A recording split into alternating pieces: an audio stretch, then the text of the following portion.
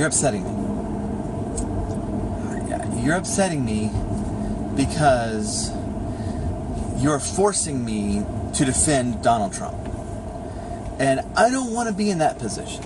Because during the whole election, I was trying to talk to my conservative friends about not voting for Donald Trump. And now I'm having to do these videos where I'm trying to talk some sense into your side.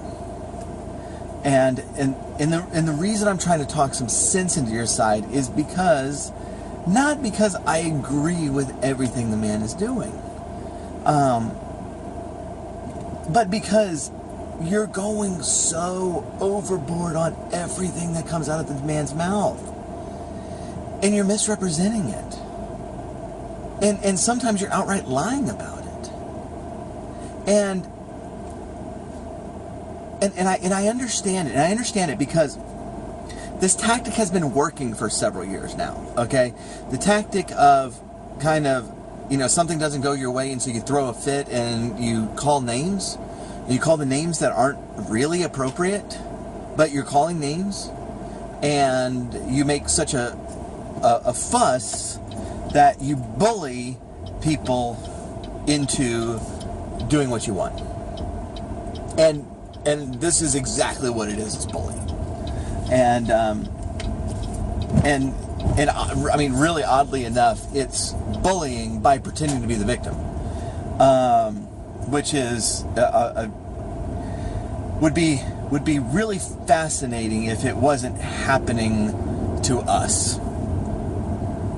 But it's been working for a few years. And so I understand the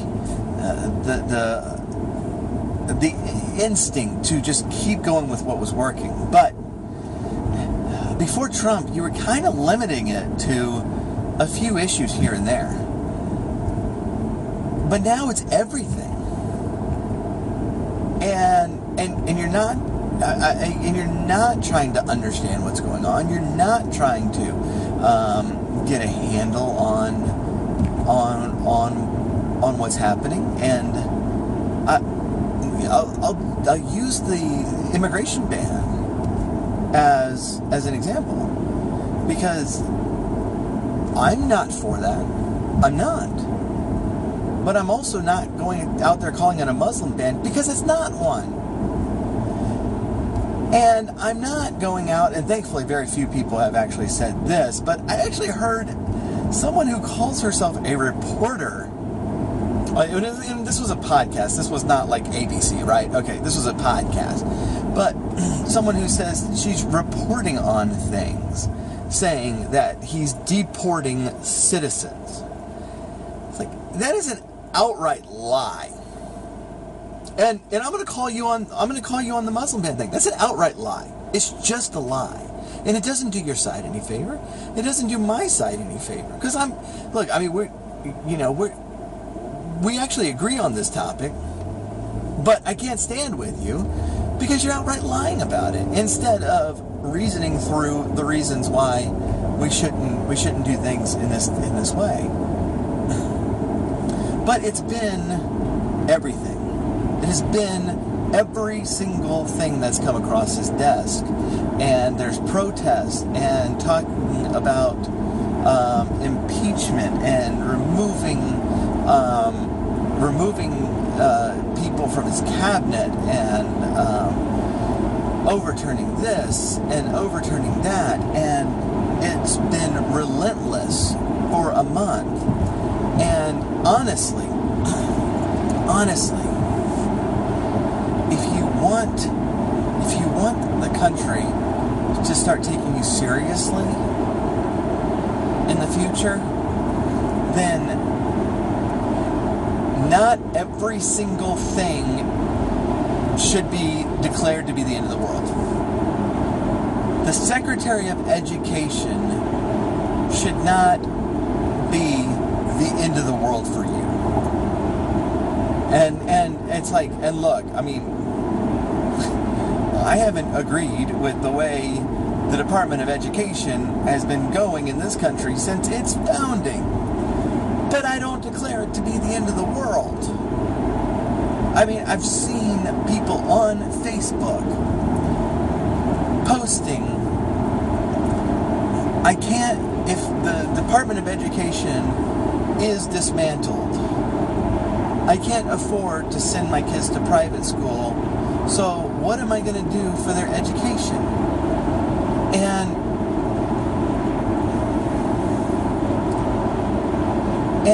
I have to take a step back, and it's like, are you even researching this at all? Because the Department of Education was founded like 1979, like in my lifetime. And before that, it was 100% run by the states. And now it's still mostly run by the states with some input from the federal government. But apparently, if we don't have the Department of Education, we don't have schools anymore. If the wrong person is in the Department of Education, then, you know, all hell breaks loose. No one's getting educated anymore. And the fact that, you know, a fifth of high school graduates under Obama couldn't read, well, I'm not worried about that, because that was our team, right? I mean, it's the same thing we talked about last time. It's, you know, if my guy's messing up, it's okay because he's my guy. If my guy's doing what I complain about the other guy doing, it's still fine. It's my guy. You know, Obama can bomb whoever he wants. You know, the education went to crap. Well, it was previously in crap, and it continued staying crap during Obama. Oh, we don't care. He's our team.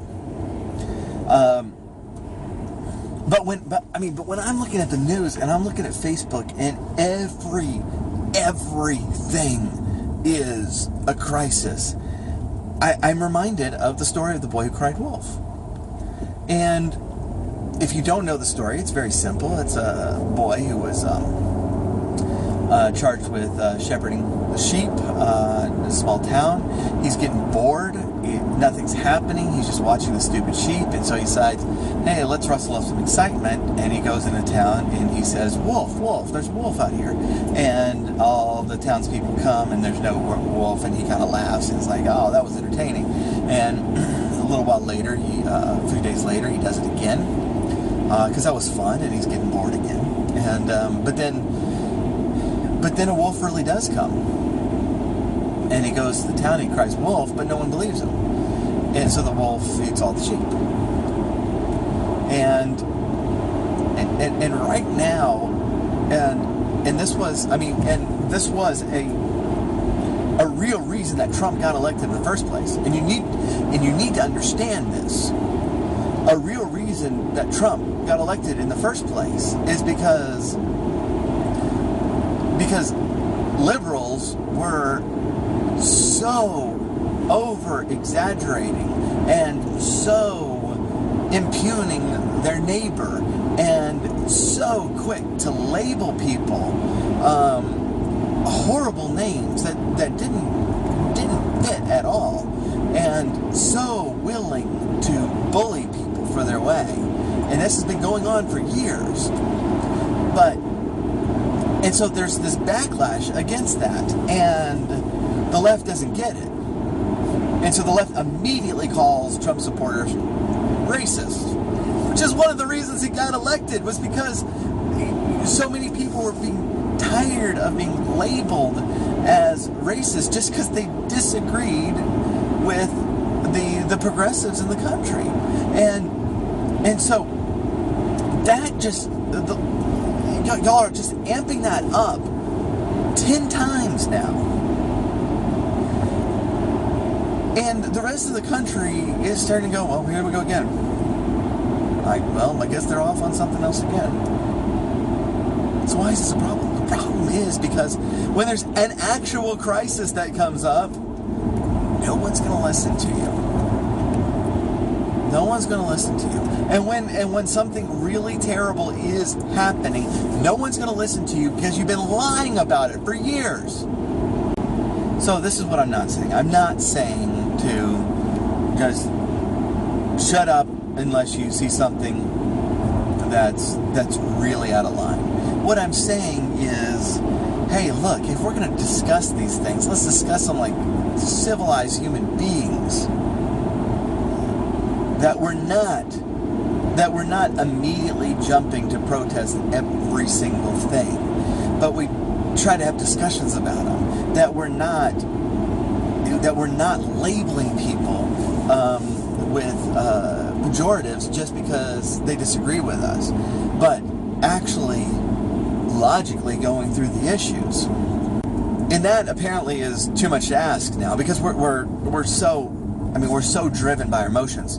Everything that's going on now in politics is so driven by emotions that, of course, the emotional reaction is to kick and to scream and to call people names.